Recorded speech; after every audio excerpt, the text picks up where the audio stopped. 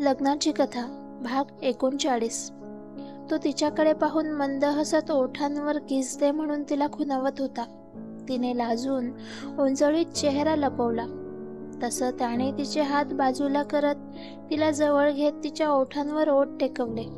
तिचं सर्वांग रोमांचित झालं. तशी तीही त्याला प्रतिसाद देऊ लागली. दोघांचे श्वास अधीर होऊन एकमेकात मिसळत होते. त्याच्या मानेवरची तिची पकड अजून घट्ट झाली होती. तिच्या मानेवर त्याचे ओठ विसावले. तसे तिच्या अंगावर रोमांच उभे राहिले. तो तिच्यावर चुंबनांचा वर्षाव करत तिला हळूवारपणे फुलवत होता. तिच्या मनाला समजून घेऊन प्रेमळ स्पर्शाने तिच्या भावनांना साद घालत त्याने हळूहळू तिच्या मनासोबत शरीरावर ताबा मिळवला. तीही त्याच्या प्रेमळ स्पर्शाने हळूवार कडीसारखी उमलत होती. दोघे प्रेम वर्षावात न्हाऊन निघत होते. दोघांच्या श्वासाच्या आणि आकांक्षाच्या बांगड्या आणि पैंजणांच्या आवाजात रात्र चढत होती. एवढ्या दिवसांच्या प्रतीक्षेनंतर दोन जीव एकरूप झाले. भाग 38 वरून आता पुढे. दुसऱ्या दिवशी सकाळी आकांक्षाला जाग आली. तशी तिची नजर विहानच्या चेहऱ्यावर पडली. झोपेत पण त्याच्या चेहऱ्यावर समाधान विलसत होतं. ती पण त्याच्याकडे पाहून समाधानाने गालातच हसत हळूच त्याच्या केसातून हात फिरवत तिने त्याच्या कपाळावर किस करून उठून आपला आवरायला गेली. थोड्या वेळात आवरून ती खाली किचनमध्ये आली. तिला काय आठवलं तसं ती पुन्हा भरभर जिन्यावरतून वरती आली. थोड्या वेळाने रांगोळीचा डबा घेऊन ती परत खाली आली. तुळशीच्या बाजूला छान रांगोळी घातली. त्यानंतर देवपूजा, तुळशीची पूजा करून ती किचनमध्ये गेली. ती दोघांसाठी नाश्ता बनवत होतीच की तेवढ्यात सुमन तिला आवाज देत आत आली. अगं आकांक्षा, तू स्वयंपाक बनवतेस की काय? हो काकू, बसा, नाश्ता करा. आकांक्षाने उपमा बनवला होता. ती सुमनला प्लेटमध्ये उपमा वाढत म्हणाली.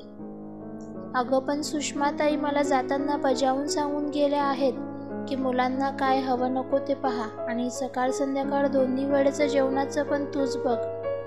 आणि तरीही तू कशाला त्रास करून घेतेस? सुमन तिच्या हातातून नाश्त्याची प्लेट घेत म्हणाली. काकू, आधी खाऊन तरी बघा. मला तुमच्यासारखं जेवण बनवता येतं का? त्यांनी एक घास खाल्ला. तशी सुमन तिच्याकडे पाहत म्हणाली. खूप छान झालाय ग उपमा. आकांक्षा त्यांच्याकडे पाहून गालात हसत म्हणाली. काकू, मी बनवते आमच्या दोघांचं जेवण. अशी का ग म्हणतेस? मी बनवलेलं तुला आवडणार नाही वय? तसं नाही हो काकू, मला पण जेवण बनवायला खूप आवडतं. पण तिकडे मुंबईत रखमाताई काहीच करू देत नाहीत. हवं तर तुम्ही तुमच्यासाठी बनवलेली भाजी थोडी आम्हाला देत जा आणि मी बनवलेलं त्यातलं तुम्हाला पण घेऊन जात जा. म्हणजे तुम्हाला पण वाईट वाटणार नाही आणि मला आणि विहानला पण तुमच्या हातची चवदार भाजी खायला मिळेल. असं म्हणतात ना, नवऱ्याला आपण बनवलेलं जेवण खायला घातलं तर दोघांमधलं प्रेम वाढतं. आकांक्षा लाजत म्हणाली. हो, मी पण ऐकलंय हे. खरं आहे. बरं चल, मी जाते. कोमलजवळ मी बनवलेली भाजी तुमच्यासाठी देते. आकांक्षा, उपमा खरंच खूप मस्त झालाय. विहान तर हा उपमा खाऊन तुझ्या अजूनच प्रेमात पडेल बघ. सुमन जाता जाता आकांक्षाला चिडवत म्हणाली. काकू काय हो, आता तुम्ही पण सुरू झालात का? ती लाजत म्हणाली. इकडे विहान उठून आकांक्षाला शोधत होता. ती रूममध्ये नाही हे पाहून तो खाली आला. तर ही किचनमध्ये काम करत होती. त्याला आवडते म्हणून तिने आज पण साडी नेसली होती. तो तिला पाहून तसाच पुन्हा वरती गेला आणि आकांक्षा म्हणून तिला रूममधून हाका मारायला सुरुवात केली. काय रे म्हणत ती किचनमधून बाहेर आली. पुन्हा त्याचा काहीच प्रतिसाद नाही. हे पाहून हिने आवाज दिला पण तिकडून काहीच प्रतिसाद नाही. मला भास झाला का? ती विचार करत उभी होती की तेवढ्यात त्याने पुन्हा तिला आवाज दिला. काय रे म्हणत ती आता वरती आली. तिच्या पायातल्या पैंजणाने त्याला ती आल्याची चाहूल लागली. ते ऐकून तो बाथरूममध्ये घुसला.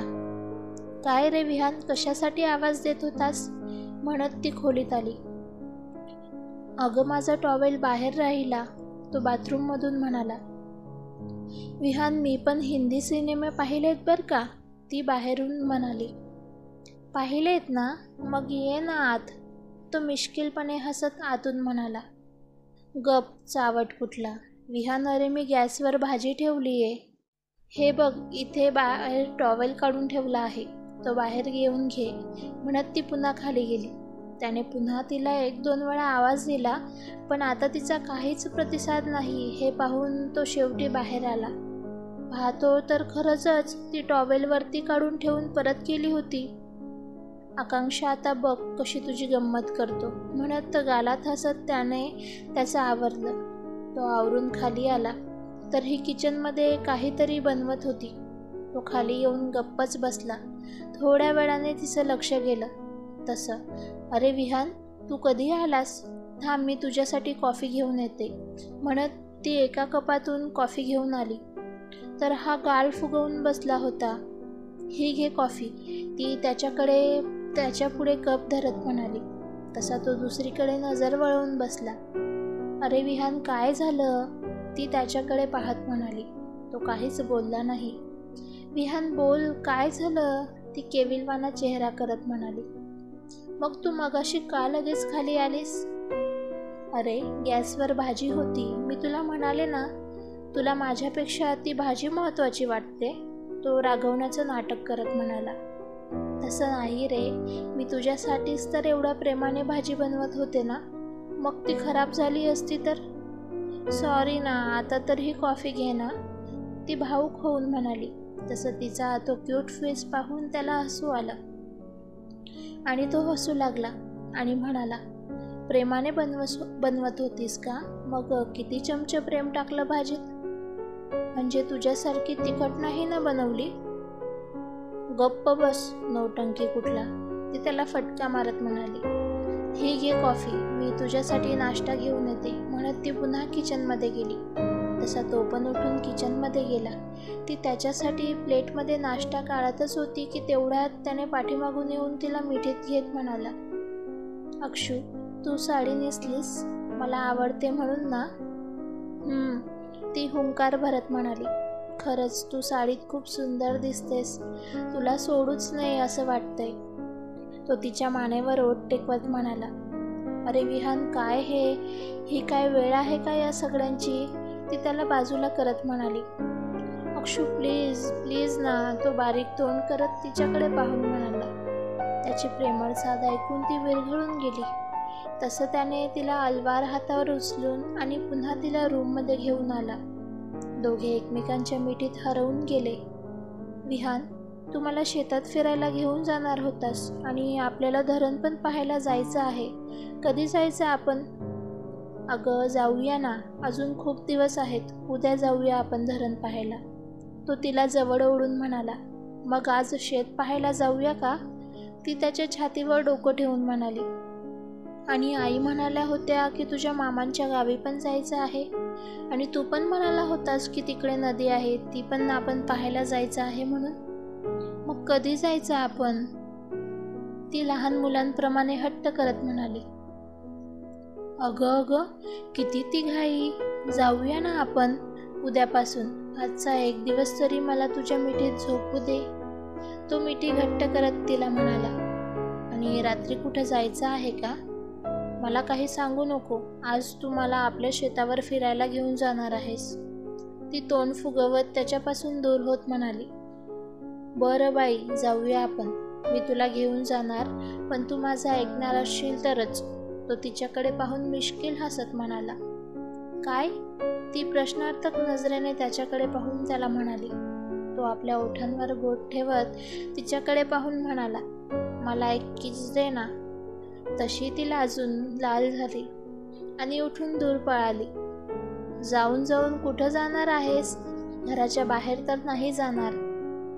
तिने दरवाजातून मागे वळून त्याच्याकडे एकदा पाहिलं आणि पुन्हा हसत पुढे पळाली. तसा तो पण तिच्या पाठी धावत आला.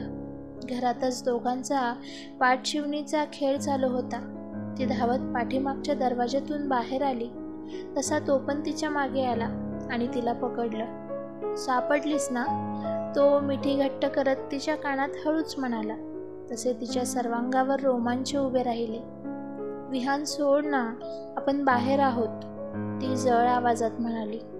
मग तूच कशाला बाहेर धावत आलीस, तो तिच्या कानाजवळ ओठ नीट म्हणाला. बरं सोड ना आता, ती स्वतःला त्याच्या मिठीतून सोडवून घेण्याचा प्रयत्न करत म्हणाली. नाही, असं नाही, तो तिच्या ओठांवर नजर रोखून म्हणाला. विहान, अरे वेळा आहेस का तू, कोणी पाहिलं ना, सोड ना रे, ती रडवेली होत म्हणाली. बरं हे बघ, सोडलं म्हणत तो तिच्यापासून बाजूला झाला. तशी ती खुदकन हसली. तेवढ्यात तिची नजर गुलाबाच्या रोपट्यावर गेली. हे विहान, ही बघ ना गुलाबाची फुले, किती सुंदर आणि छान फुलली, तुझ्यासारखीच, तो तिच्या जवळ येत म्हणाला. तशी ती लाजून लाल झाली. अरे ही बघ, ही कालची कळी किती छान फुलली आहे. तिने काल पाहिलेल्या कळीचं फुलात रूपांतर झालं होतं. ती त्या फुलाला हात लावून चकित होत म्हणाली. कालची म्हणजे, तो तिच्याकडे पाहून प्रश्नार्थक नजरेने म्हणाला. अरे काल मी आणि कोमल इकडे गजरा बनवत होतो ना, तेव्हा मी पाहिलं तर या 2 फुलांच्या मध्ये ही कळी होती. आता बघ ना किती छान उमलली आहे, तुझ्यासारखीच, तू पण कालपर्यंत नाजूक कळी होतीस ना, तो तिच्या डोळ्यात पाहत म्हणाला. तसे तिला ते रात्रीचे क्षण आठवून अंगावर शहारे आले. तशी ती गोड लाजली. तो मात्र तिच्या चेहऱ्यावरचे बदलणारे भाव पाहून हरवून गेला होता. खरंच आकांक्षा, आज ना तुझ्या चेहऱ्यावर वेगळंच तेज दिसतंय. गप्प बस, काहीतरीच काय बोलतोयस. खरंच, हवं तर माझ्या नजरेतून पहा, म्हणजे दिसेल, तो तिच्या डोळ्यात पाहत म्हणाला. बरं चल ना विहान, आपण शेतात जाऊया, ती त्याच्याकडे पाहून म्हणाली. हिला पुन्हा वेळ आलं वाटतं शेतात जायचं, तो मनातच म्हणाला.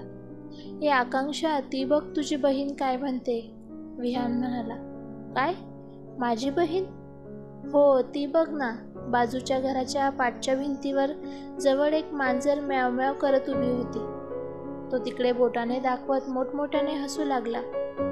विहान, थांब आता, तू मार खाणार आहेस माझा. तसा तो आत पळत गेला. थांब, तुला सांगते, माझी बहीण का, ती त्याला मारायला त्याच्या पाठी धावत म्हणाली. तो आता झोपाळ्याजवळ जाऊन थांबून तिच्याकडे पाहून हसत होता. तोवर ती पण धावत आत आली. ती त्याच्याकडे रागाने पाहत म्हणाली. थांब, तुला असं सोडणार नाही. ती मागे आणि तो पुढे झोपाळ्याला गोल गोल फेरे मारत होते. तिने त्याला मारायला हात पुढे केला तसा त्याने तिला पकडलं. तिचे दोन्ही हात पकडून त्यानं तिला तसंच मांडीवर घेऊन तो झोपाळ्यावर बसला. विहान, हात सोड माझे, मग बघ हे मांजर काय करते. तसं त्याला तिचं बोलणं ऐकून अजून हसू आलं. तो तिच्या बोलण्यावर मोठमोठ्याने हसत होता. तेवढ्यात वाड्याच्या दरवाजातून सुमन आत येत होती. पण या दोघांना पाहून ती पटकन माघारी वळली. तसे हे दोघे पण तिला पाठमोरी पाहून लगेच एकमेकांपासून बाजूला झाले. विहान, तुला काय कळतं रे? त्या सुमन काकूंना काय वाटलं असेल, आकांक्षा ओशाळत म्हणाली. तिला कशाला काय वाटतंय, इथे तू माझ्या मांडीवर बसली होतीस, त्याचं मला काय वाटलं नाही आणि तिला कशाला काय वाटेल, तो तिच्याकडे पाहून हसत म्हणाला. तुला ना कशाचंच काहीच वाटत नाही. आता जा, मी तुझ्याशी बोलणारच नाही, ती तोंड फुगवत वरती रूममध्ये जात म्हणाली. थोड्या वेळाने तो पण वरती आला. तो आत आलेला दिसला की ती पुन्हा नाक मुरडत दुसरीकडे तोंड करून बसली. हे अक्षू, ऐक ना, तो तिला लाडीगोडी लावत म्हणाला. तसं तिने पुन्हा तोंड मुरकलं. माझी स्वीट स्वीट बायको, सॉरी ना, तो तिच्याजवळ जात तशी ती दुसरीकडे तोंड फिरवून बसली. आकांक्षा, अक्षू, अक्षू बोल ना ग, तो तिला लाडीगोडी लावत तिची विनवणी करत होता. जानू ऐक ना, आपण शेतावर फिरायला जायचं आहे ना, तो म्हणाला. काय, खरंच? चल मग. तिला खरं तर राग वगैरे आला नव्हता, पण तो तिला एवढ्या प्रेमाने मनवत होता ते पाहून राग आल्याचं नाटक करत होती ती. हो चल ना, आता लवकर जाऊया, तो खुश होऊन म्हणाला. जा तू, मला का मांजर म्हणालास, ती पुन्हा लटक्या रागात म्हणाली. अगं मी तुला कुठे मांजर म्हणालो, मी तर, तो डोळे मिचकावत हसून तिच्याकडे पाहत होता. तिला माझी बहीण म्हणालास ना, म्हणत तिने त्याला मारायला सुरुवात केली. 2-4 फटके खाऊन, अगं बास बास, तो तिचा फटका वाजवत हसत, बर चल जायचं ना म्हणाला. तो तिला हात पकडत, हा चल म्हणाला. म्हणत ती उठली. त्याने खाली जाऊन बाजूच्या सोप्यात लावलेली बाईक काढली आणि ती चालू करून पाहिली. दादासाहेबांनी विहान येणार म्हणून बाईकची सर्व्हिसिंग करून आणून उभी केली होती. चला मॅडम बसा म्हणत तो तिला बाईकवर बसवून शेतात घेऊन जायला निघाला. तशी सुमन गाडीचा आवाज ऐकून बाहेर आली. तिच्याकडे पाहून आकांक्षा थोड्या वेळापूर्वीचा प्रकार आठवून लाजून लाल झाली. विहान, अरे आत्ता कुठं निघालाय तुम्ही? सुमन म्हणाली. काकू जरा शेतातून फिरून येतोय, विहान म्हणाला. आकांक्षाने तर सुमनकडे पाहिलंच नाही. बरं जा, पण लवकर परत या म्हणत सुमन हसत घरात गेली. संध्याकाळचे 5 वाजत आले होते. आधीच पावसाळ्याचे दिवस सुरू झाले होते, त्यामुळे पाऊस येण्याची शक्यता होती. संध्याकाळचे मंद वारे वाहत होते. आकांक्षा विहानला विलगून बाईकवर बसली होती. तिच्या नकळत होणाऱ्या स्पर्शाने त्याच्या काळजाचा ठोका चुकत होता. आकांक्षा मात्र हिरवीगार शेत पाहण्यात मग्न होती. तिने याआधीही अशी शेती वगैरे काहीच पाहिली नव्हती. गाई गुरे घराच्या वाटेला लागली होती. त्यांच्या गळ्यातील घंटीच्या मधूनच येणारा सुमधुर आवाज आणि त्यांच्या हंबरण्याचा आवाज तर ती आज पहिल्यांदाच ऐकत होती. तिला हे सगळं खूप भारी वाटत होतं. मध्येच आनंदाने खुश होत ती विहानला घट्ट भिलगत होती. तो मात्र हे सगळं एन्जॉय करत होता. थोड्या वेळात ते त्यांच्या शेतात येऊन पोचले. तेवढ्यात विहानला समोर शिरपा दिसला. तो शेताच्या बांधावरून चालत घराच्या दिशेने निघण्याची तयारी करत होता. अरे पोरांनो, आत्ता एवढ्या उशिरा शेतावर कशाला आलायसा? आधीच पावसाचे दिवस चालू झाल्यात. त्यात 4 दिवस झालं रोज सांच्याला पाऊस पडतोय आणि तुम्ही दोघं ह्या येळेला फिरायला आलासा? चला घरी, उद्या सकाळनं या. पण आता विहानला पण शेतात फिरायचा चांगलाच मूड झाला होता. शिरपाचं शेवटचं वाक्य ऐकून तो खुश झाला, कारण त्याला आकांक्षासोबत पावसात भिजायचं होतं. शिरपा काका, आम्ही थोड्या वेळाने लगेच माघारी येतो, तुम्ही व्हा पुढे. बरं लवकर या, जास्त वेळ थांबू नका म्हणत शिरपा वाटेला लागला. बरं म्हणून विहानने गाडी साईडला लावली आणि दोघे पण शेताच्या बांधावरून चालत होते. आकांक्षाला तर त्या बांधावरून नीटसं चालता पण येत नव्हतं आणि त्यात मॅडमने आज साडी नेसली होती, त्यामुळे तिचे पाय मध्येच अडखळत होते. तरी बरं त्याने तिच्या हाताला पकडलं होतं. 2 वेळा खाली पळता पळता वाचली. विहान, इकडे आपलं अजून एक घर आहे होय? समोर शेतातलं घर पाहून आकांक्षा चकित होत म्हणाली. हो, मग कोण राहतं इथे? ती कुतूहलाने म्हणाली. अगं कोणी राहत वगैरे नाही, म्हणजे कधी कधी शेतात जास्त काम असलं तर मग शिरपा काका राहतात या शेतातल्या घरात आणि शेतातलं पीक काढल्यानंतर काही दिवस धान्य इथं ठेवतात. शेतीची अवजारे आणि इतर शेतीच्या कामाचं काही सामान आहे इथे. बोलत बोलत ते दोघे घराजवळ येऊन पोचले. शेतात पेरणीच्या आधीची कामं चालू होती, त्यामुळे आजूबाजूच्या शेतात काही लोक अजून पण काम करत होती. काम करणाऱ्या काही स्त्रिया विहान आणि आकांक्षाकडे कौतुकाने पाहत होत्या. त्यातले काही लोक विहानला ओळखत होते. त्यानंतर ते दोघे आंब्याच्या बागेकडे गेले. कुठेतरी एखादा चुकारीचा आंबा झाडावर दिसत होता, कारण काही दिवसांपूर्वीच आंब्याचा सीझन संपला होता.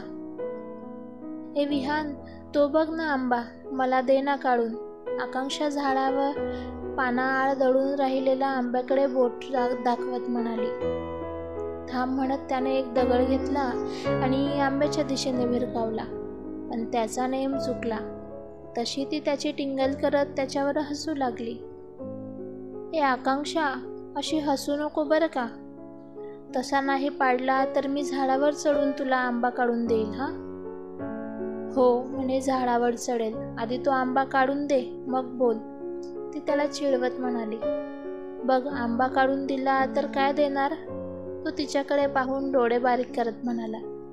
तू मागशील ते देईल, ती पटकन बोलून गेली. बघ, पुन्हा मागे हटू नको.